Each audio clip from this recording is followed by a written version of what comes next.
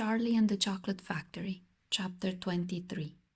Square Sweets That Look Round. Everybody stopped and crowded to the door. The top half of the door was made of glass.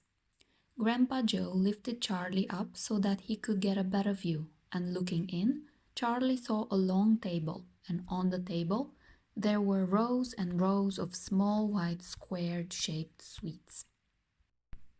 The sweets looked very much like square sugar lumps, except that each of them had a funny little pink face painted on one side.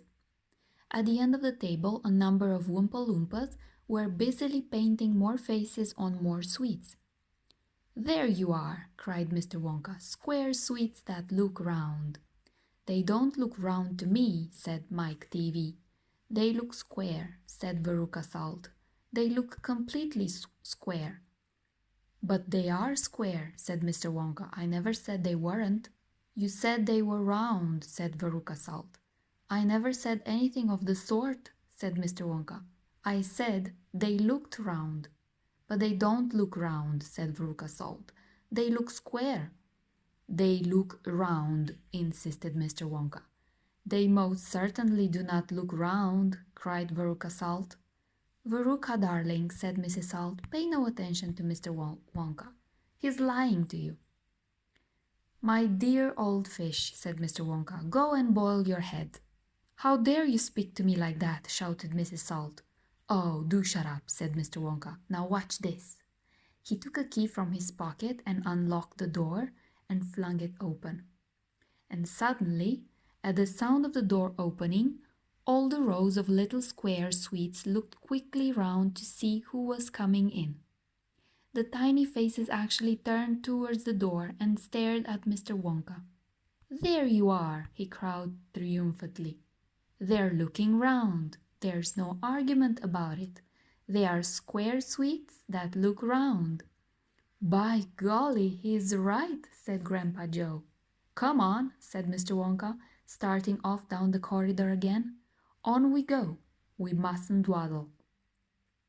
"Butterscotch and Buttergin," it said on the next door they passed.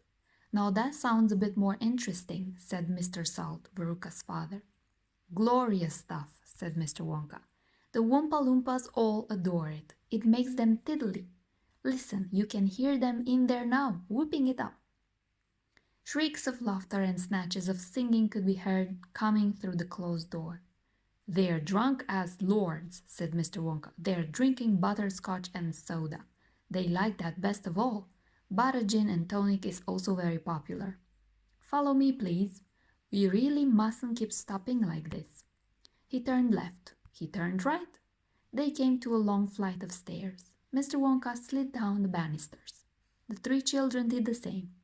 Mrs. Salt and Mrs. Teavee, the only women now left in the party, were getting very out of breath. Mrs. Salt was a great fat creature with short legs, and she was blowing like a rhinoceros. "This way," cried Mr. Wonka, turning left at the bottom of the stairs. "Go slower," panted Mrs. Salt. "Impossible," said Mr. Wonka. "We should never get there in time if I did." "Get where?" asked Veruca Salt. "Never you mind," said Mr. Wonka. "You just wait and see."